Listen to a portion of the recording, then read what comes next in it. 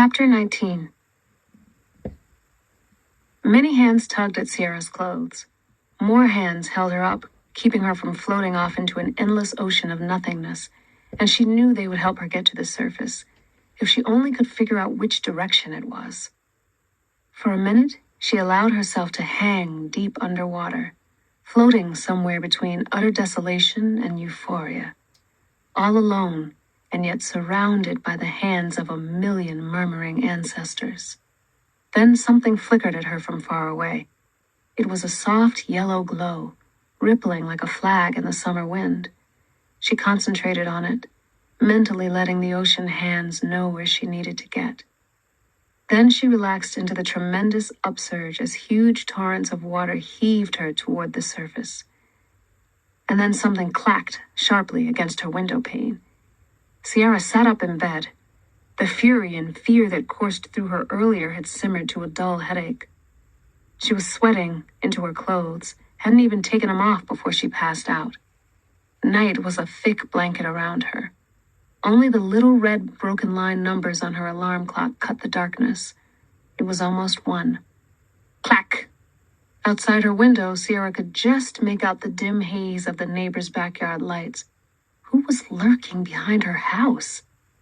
She crossed the room at a bound and laid her back flat against the wall, commando style, then reached one hand across and forced open the screen. "You gotta show yourself or just break my window," she hissed into the darkness. "It's me," someone whispered loudly from down below. "You're gonna have to be more specific than that." "Robbie." There came that rage again, along with some other strange rumblings deep in her tummy. "Oh, come on up," Sierra called, trying not to sound angry. The fire escape clanged and quivered, and then Robbie's smiling face appeared in Sierra's window. "Hey," Robbie said. She slapped him as hard as she could. His cheek had a soft layer of fuzz on it, a world away from her dad's sharp scruffiness. Robbie pulled his head back and almost lost his balance. "What was that for? You don't leave a girl behind when there's bad guys on the loose, asshole." No, you just don't. You effed up, period. But if the next thing you say to me isn't, "I'm sorry, Sierra, I messed up," I'ma toss you right off this fire escape, Robbie, I swear to God. They stared at each other for a full 20 seconds. Sierra watched his tense face soften. "I'm sorry, Sierra," he said slowly. "I did mess up." "That sounded genuine," Sierra said. "You sound surprised." "Apologies made under threat of bodily harm usually aren't." "Can I come in?" "Nope." "Do you want me to leave?" "Not really." "Well, then, what am I supposed to do?" "Hang out there, I guess." Sierra sat cross-legged on her bed and rested her chin in her palms. Slapping Robbie had given her a whole new outlook on this otherwise grim night. "Now, what's your big fancy excuse for being a complete barbarian to me?" "I thought," Robbie said carefully, "that the guy was only after me." "That's what you get for being self-centered. And then when I saw the other one, it was too late to double back. When I got away, I came to look for you and you were gone." "I thought I was gonna die tonight, Robbie. I'm sorry. I'm really sorry." The lump was back in Sierra's throat. It was the shadow creature barreling toward her with that uneven gait. It was those laughing golden shrouds. It was her grandfather's secrets. It was everything. "How do I know you're not with him?" She narrowed her eyes at him. Benny had warned her. "Every time you come around, something bad happens and you disappear. How you think that looks?" "Sierra, I know it doesn't look good." Robbie began pulling himself through the window. "Back! Get back!" she said. "I don't trust you. I don't know you. You're just some stupid painting kid. You've brought me nothing but trouble." "I didn't..." "Shh." "What?" "I'm thinking," Sierra said. The horror of running from that creature in Flatbush kept coming back to her. But so did the look on Robbie's face both times they had been interrupted by corpuscles. He had seemed terrified, genuinely so. The kind of terrified you can't fake. I'm very trustworthy, he said. Be quiet. Now you're trying too hard. It was going better for you when you weren't talking. Oh, sorry. She stood up and took a step toward the window, watching him carefully. Robbie was biting his lip, obviously trying very hard not to talk. She rubbed her forehead, trying to stop overthinking and let the words come out on their own. I've had a very, very bad night, Robbie. Do you want to talk about it? Yes. No. I don't know. Something attacked me in Flatbush after you left, and I'm sorry. She cut him off with a raised hand. Shh, don't. Just let me talk. My brother Juan showed up and brought me home. The creature didn't hurt me. I don't think, nothing permanent, but I've never felt so close to death, so at the mercy of something so huge and terrible. And no one in that neighborhood would help. They just thought I was another drunk Puerto Rican from the club. And Juan said he's known about the Shadowshapers his whole life, and Abuelo never even mentioned it to me, Robbie, not a thing. And now he's a babbling vegetable, and my mom won't talk about it, denies what's right in front of her face like she's ashamed. And here I've been trying to get to the bottom of something that doesn't even have anything to do with me, really, that... Her voice quivered. A deep sob lingered in her throat, ready to gush out. Robbie looked at the ground. Sierra took a deep breath, steadied herself. That's just for the boys, I guess, and I'm just tired and afraid and sad all at once, Robbie. And I don't know which one I'm more of because I'm all of those things so much. Sierra. He was inside the room when she looked up, standing a few inches away from her. And then you go and disappear. The one person that I thought I could maybe trust in all this, who also knows what's going on. Sierra. His arms wrapped around her, and it felt good. Right. She put her head on his shoulder. I didn't say you could come in, you know. I know. You can, though. Thanks. They held each other for a few minutes, their breaths rising and falling as one, their bodies rocking gently to the rhythm of whatever silent music the night was playing for them. I'm sorry, Robbie finally said. His hand slid up and down her back, and she wondered how far he might let them wander, imagined him tilting her chin up so that her mouth met his, and she really didn't know what she'd do if that happened. You said that already, she said. It doesn't ever seem like enough, though. What was it that attacked you tonight, I mean? I'm not ready to talk about it. She held him for a few quiet moments, letting her fear dissolve beneath Robbie's fingertips. Come show me that little Haitian dance you do again. He took her arm, raised it up, and placed his other hand on her hip. Oh, I love a little belly fat on a girl. Shut up! Sierra laughed and felt the blood rush to her face. No one asked for your opinion. I'm just saying. She pulled his arm in front of her face and eyeballed his extensive tattoo work. Damn, son. That's a lot of ink. He smiled. Want to see the rest? Sierra nodded. Robbie pulled his t-shirt off, and she gasped. Mm-hmm, he said. She narrowed her eyes. That was about the paint job, a-hole, not your skinny-ass chest. Oh, right. It was miraculous work. A sullen-faced man with a bald head and tattoos stood on a mountaintop that curved around Robbie's lower back toward his belly. The man was ripped, and various axes and cudgels dangled off his many belts and sashes. Why they always gotta draw Indians looking so serious? Don't they smile? That's a Taino, Sierra. What? But you're Haitian. I thought Tainos were my peeps. Nah, Haiti had them too. Has them, you know. I didn't know. The warrior gazed out across a teeming cityscape that crossed Robbie's abdomen and wrapped around his back. It was Brooklyn, Sierra realized, spotting the clock tower from downtown. The moon hung low over the city just below his nipple and was stained with a strange splotch. What's the matter with the moon? That's Haiti, Robbie said. See how one side's flat? That's where it borders with the DR. Ah, of course. Across from the Taino, a Zulu warrior-looking guy stood at attention, surrounded by the lights of Brooklyn. He held a massive shield in one hand and a spear in the other. He looked positively ready to kill a man. I see you got the angry African in there, Sierra said. I don't know what tribe my people came from, so it came out kind of generic. Oh, this is all your peoples? Robbie nodded.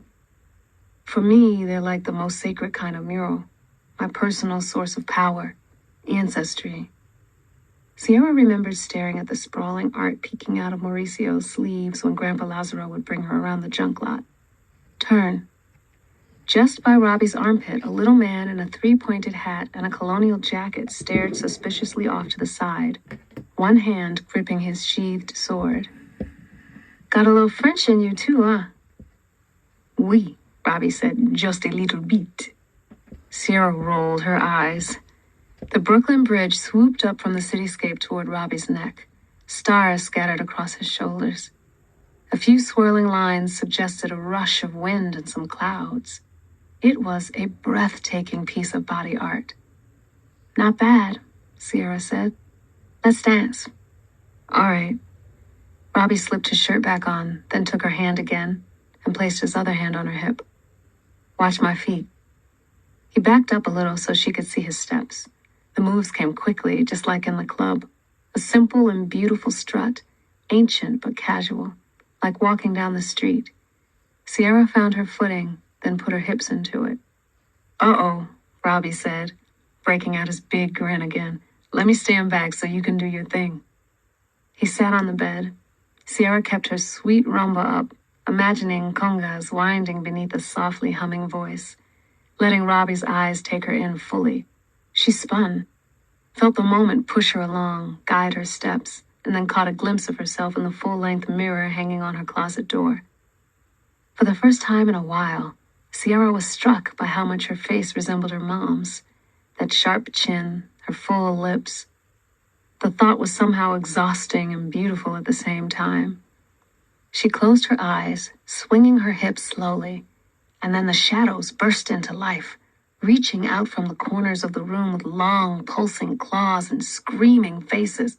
Ah! Sierra gasped and spun, throwing her back against the closet. Robbie jumped to his feet. What happened? They were alone. No shadow claws, no screaming wraiths. Sierra shook her head. Waking nightmares, she said. What was it? Robbie asked. The thing that attacked you? I don't know, Sierra said. It was like the shadow I saw inside Cal 4, but bigger and with long, horrible arms, and there were mouths all over it, screaming faces. She shook her head, and when it spoke, it was like a dozen voices speaking together, but all off-key and awful. Ugh! Robbie looked pale. A throng haint. A what? It's like, it means, wow. Make sentences, man, complete ones. I've just heard about them in rumors and lore and stuff, but, a throng haint is when someone powerful uses binding magic to enslave a group of spirits and then fuses them together into one huge shadow. From what it sounds like, the one you saw tonight was still a shadow, right? But if it ever gets into an actual form, I mean, if someone shadow shapes it, I can't even imagine. What, you mean binding magic? See, Shadowshapers, we work in tandem with spirits. We unify our purposes with theirs, and it's like a give and take, a relationship. When we're creating, we attract spirits that are like-minded, and then when we shadow shape, they align with us. I think I get it, but with binding magic, you're basically enslaving a spirit, like the corpuscles. Someone with binding magic captured a spirit and then shadow-shaped it into old Vernon's corpse and sent it to do their bidding. And the person binding can see and speak through the spirit and its form. With a throng haint, it's like that times 10. Sierra started pacing across her room. So, it would have to be someone who could shadow shape. And how does one get this binding magic? It would have to be given by a more powerful spirit worker. Or spirit. She looked at Robbie. Ever hear of the Sorrows? Robbie cocked his head. Once or twice, I think. There's some old crew of powerful phantoms supposed to have like a golden glow. No one knows too much about them. Why? Sarah stopped pacing. Golden glow? Yeah, why? There were 3 other spirits there tonight when the throng haint attacked me. They glowed, made the whole world glow golden, actually. And they told the throng haint that it had failed, said it was too late. Sierra, you saw the Sorrows? And you're still alive? Do you even know? Could they give someone the binding magic? From what I've heard, absolutely. Wick. He had wanted to save the Shadowshapers by taking over Lucera's powers. Sierra could understand it now. A few days after the last journal entry she'd read, Wick had gone to talk to Lazaro about finding Lucera. But something had gone wrong, and Lazaro had never been the same again, rendered useless when Wick tore his power of telling stories from him. Wick was a Shadowshaper, but the powers he received from the Sorrows had given him a one-up over the others. This man had come in and destroyed everything. Everything. Sierra, Robbie said. What is it? You're just walking back and forth and squinting and nothing at all. You okay? She stopped right in front of Robbie and looked him in the eyes.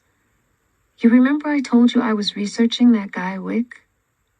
Yeah, like I said, I only saw him a few times. Seemed like a nice enough dude. Had a lot of questions about shadow shaping.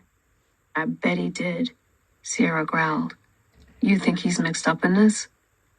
Some stranger had shown up and gotten inducted into a family legacy that Sierra herself had been kept from her entire life. And now he wanted to destroy it. And he had almost killed her abuelo to do it. Joe Raconteur, Vernon Chandler, who knows who else? All wiped out at the whim of this one man. Robbie? Yeah. I want you to make me a shadow shaper. Robbie shook his head. I don't know how. What? Sierra stepped back from him and crossed her arms. But I thought... I can do a lot of stuff, but initiating someone as a shadow shaper, that's on the heavy-duty elder tip, and I'm just not there yet. Sierra's shoulders slumped. This is some... But what? I wonder. There's a chance that... You know what? Let me see your hand, he said. Your left one. She held it up, and he put his against it and closed his eyes. He smiled. What? What'd you do? I can feel it, he whispered. It's alive in you. The shadow shaper magic. Someone already gave it to you. But how? Sierra looked at her hand. It wasn't glowing or anything. Doesn't matter. Robbie grabbed her hand and pulled her along beside him. Come on. Wait! Sierra remembered the impossible nothingness of the throng haint rearing up over her, blotting out the suburban flatbush streets. All those screaming mouths and the searing iciness creeping along her left arm. What you just did there? The thing tonight did it too. What? The throng haint, I felt it inside me and inside my left arm. She shuddered. It was checking. It wanted to know. Wick wanted to know if I can shadow shape. Robbie nodded. It makes sense in a horrible way. Wick knew about my powers before I did. She shook her head. Sierra, come with me. He put his shirt back on and shoved on his shoes. Where are we going? You're a shadow shaper, Sierra. We're gonna try it out.